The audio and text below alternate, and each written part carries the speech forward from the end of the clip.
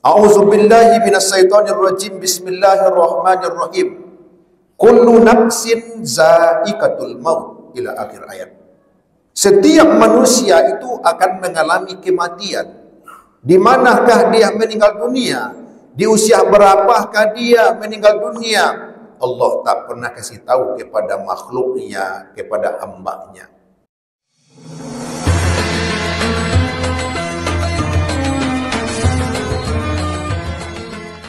Kaum muslimin sedang jemaah Jumat yang dimuliakan Allah Subhanahu wa taala. Khatib mengajak serta menghimbau, tentu yang pertama diri khatib sendiri, harapannya jemaah Jumat yang hadir pada siang hari ini. Marilah kita tingkatkan keimanan dan ketakwaan kita kepada Allah Subhanahu wa taala. Tentu yang pertama, bertaubatlah atas dosa kesalahan yang pernah kita lakukan selagi umur Allah titipkan kepada kita.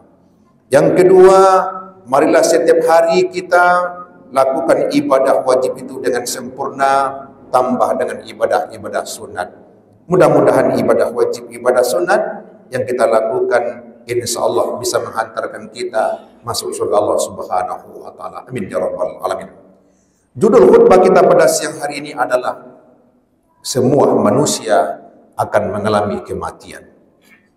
Di dalam Al-Qur'an Allah Subhanahu wa taala berfirman, A'udzubillahi minasyaitonir rajim. Bismillahirrahmanirrahim.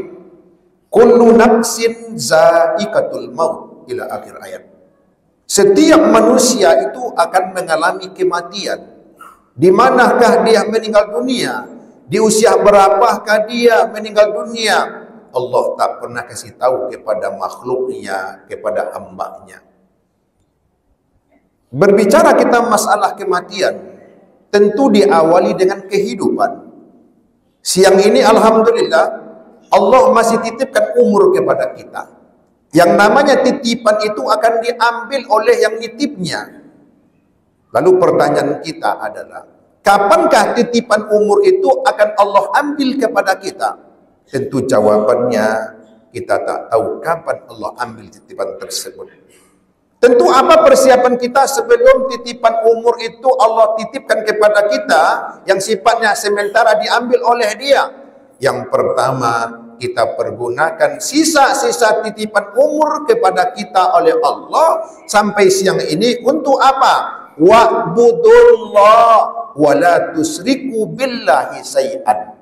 Yang pertama, kita menyembah Allah dengan cara melakukan ibadah. Ibadah yang paling utama adalah ibadah wajib, yakni solat. Karena solat itulah yang nanti ibadah yang paling utama yang akan kita pertanggungjawabkan kepada Allah Subhanahu wa taala.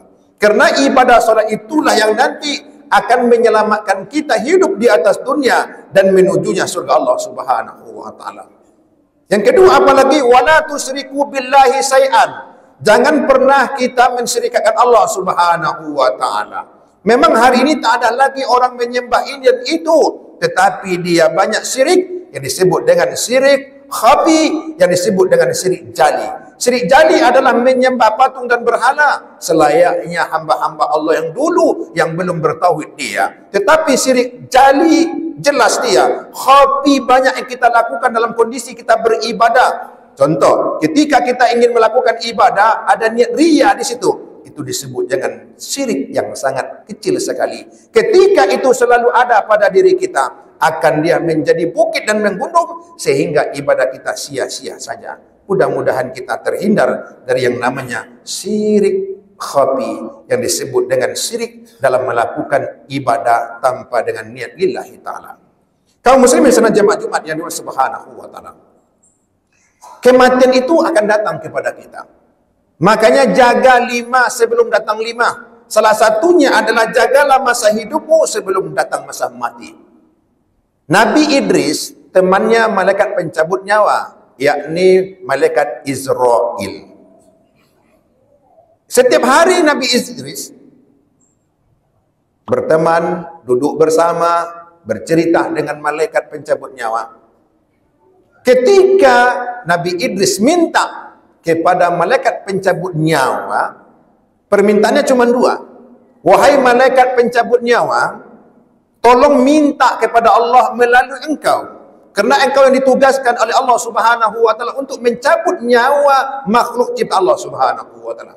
Dua permintaanku. Yang pertama, minta kepada Allah cabut nyawaku. Itu yang pertama. Yang kedua adalah hidupkan aku kembali cuman hitungan menit saja. Kata malaikat pencabut nyawa, wahai Idris, tak usahlah diminta. Yang namanya mati. Mati itu akan datang kepada kita. Kenapa engkau minta kepadaku, kepada Allah Subhanahu wa taala untuk mencabut nyawamu?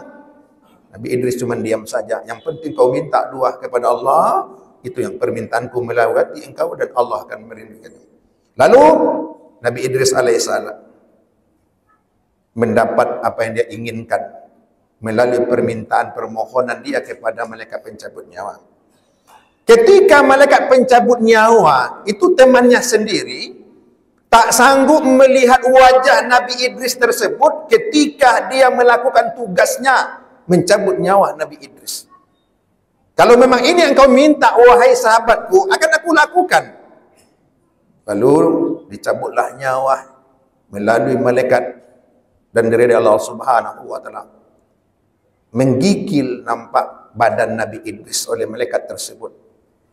Besar keringat yang keluar dari wajahnya sehingga dia tidak bisa melihat wajah Nabi Idris ketika dia mencabut nyawa Nabi Idris. Setelah itu dihidupkan kembali dengan izin Allah Subhanahu wa taala. Lalu terjadilah dialog, pertanyaan dan jawaban. Wahai Nabi Idris, kenapa engkau minta kepadaku mencabut nyawamu? Apa yang kau rasakan ketika aku mencabut nyawamu? Nabi Idris terdiam sejenak dia. Keluar air matanya. Wahai malaikat, rupanya inilah yang dirasakan oleh hamba-hamba Allah yang sudah meninggal dunia. Sakit rupanya ketika engkau mencabut nyawaku tersebut. Nabi saja merasakan sakit, apalagi kita.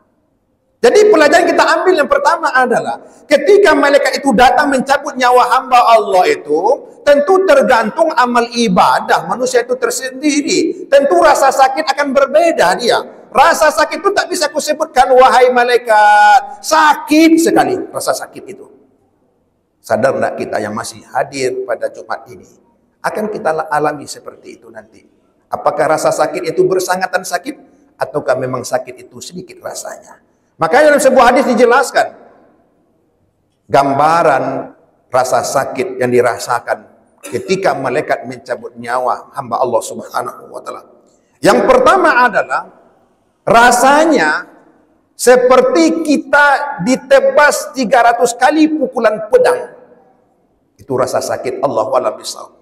Kita bayangkan saja badan yang seperti ini, banyak dosa, kita selalu menganggap kita banyak ibadah. Rupanya ketika malaikat itu datang mencabut nyawa kita, rasa sakit itu yang akan kita rasakan seperti 300 kali tebasan pedang ke badan kita ini.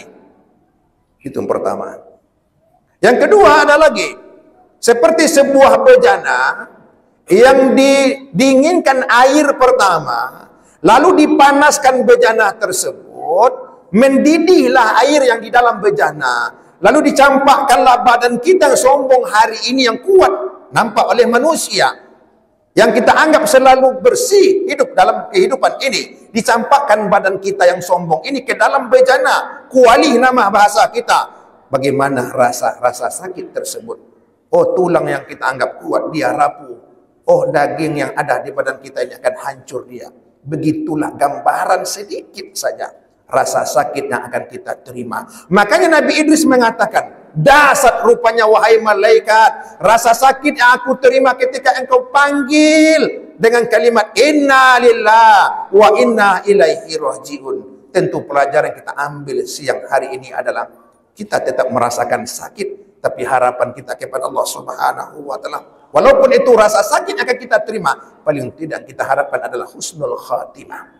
Ini yang pertama. Yang kedua, ketika Nabi Muhammad SAW duduk dia dengan para sahabatnya, lalu Rasulullah SAW dia minta kepada sahabat yang hadir waktu itu, apa dia minta? Wahai sahabatku, coba datangkan, coba ambilkan aku satu kayu ranting. Mendengar permintaan Rasulullah, sahabat keluar dari majelis ilmu, lalu membawa kayu ranting yang diminta oleh Rasulullah sallallahu alaihi wasallam. Diberikan kepada Rasulullah. Lalu Rasulullah sallallahu alaihi wasallam mematahkan kayu ranting satu tadi menjadi 3. Patahan yang pertama diletakkan oleh Rasulullah di depan dia. Patahan yang kedua jauh sedikit dari patahan yang pertama letaknya. Patahan yang ketiga memang jauh di antara patahan pertama, patahan yang kedua, sehingga sahabat tak tahu di mana letaknya. Ketika itu Rasulullah bertanya kepada sahabat yang hadir waktu itu, "Wahai para sahabatku, siapa di antara kalian tahu makna 3 patahan kayu ranting ini tadi ke 1? Coba sebutkan siapa yang bisa menjawabnya." Satu pun sahabat yang waktu itu tidak bisa dia menjawab pertanyaan Rasulullah SAW. Lalu dilemparkan kepada Rasulullah. "Ya Rasulullah, yang tahu itu cuma 2. Yang pertama Allah Subhanahu wa ta'ala. Yang kedua memang engkau sendiri yang tahu, engkau yang mematahkan dan mencampakkan tersebut." Rasulullah memberikan gambaran, "Wahai sahabatku, wahai hamba Allah, kayu ranting pertama ini maknanya adalah kita ini ciptaan Allah Subhanahu wa ta'ala." Diletakkan di depan dia, maknanya saya manusia, kita semua ciptaan Allah Subhanahu wa ta'ala. Apa tugas ciptaan Allah? Apa tugas kita? Beribadah. Makanya Rasulullah itu ibadah wajibnya tepat waktu, ibadah sunatnya setiap waktu dia. Ini yang pertama. Manusia akan mengalami kematian. Rasulullah meninggal dunia di usia 63, ada mengatakan 62. Yang kedua adalah kayu ranting kedua maknanya adalah kematian. Pertama kehidupan, yang kedua kematian. Kematian itu dekat dengan kita. Maka selagi umur Allah titipkan kepada kita, pergunakanlah umur tersebut untuk beribadah. Kenapa? Kematian itu akan datang kepada kita. Itu yang kedua. Yang ketiga, kayu ranting tak nampak di mana dicampakkan, diletakkan dari Rasulullah SAW. Inilah kelemahan kita manusia, makhluk Allah Subhanahu wa ta'ala. Selalu dia menunda-nunda dalam melakukan amal ibadah. Bagi anak muda mengatakan besoklah saya beribadah ketika tua. Orang tua juga mengatakan besoklah saya beribadah, padahal dia pernah mengalami usia muda. Tua muda akan meninggal dunia. Maka selamatkanlah diri kita dengan amal ibadah. Kesimpulannya, marilah sama-sama kita pergunakan sisa-sisa umur yang Allah titipkan kepada kita. Kita yang hadir di sini banyak dosa, tapi tak nampak oleh manusia, tapi jelas di hadapan Allah Subhanahu wa ta'ala. Bertobatlah kepada Allah Subhanahu wa ta'ala. Kita ini semua hamba Allah, banyak salah dan silap kepada keluarga tetangga kita, manusia. Hablum minan nas. Maka selesaikanlah itu semuanya selagi umur Allah titipkan kepada kita untuk saling meminta maaf, kerana nanti di mahkamah Allah Subhanahu wa ta'ala tak ada lagi yang berjabat tangan, tak ada lagi yang berucap untuk meminta maaf. Paling tidak adalah mengganti dosa lisan dan lidah yang hidup di atas dunia dengan cara barter. Pahala kita pindah kepada saudara kita. Habis pahala kita, tinggal dosa. Maka membukitlah dosa-dosa kita. Maka disebut di sini adalah hamba Allah yang muflis, ibadah rajin, solat pun lengkap, puasa pun ada. Tapi dengan manusia hablum minan nasnya rusak. Mudah-mudahan hablum minallah dengan ibadah kita, hablum minan nas dengan silaturahmi kita, mudah-mudahan mengantarkan kita untuk masuk surga Allah Subhanahu wa ta'ala. Fa'tabiru ya ulil absar la'allakum tattaqun.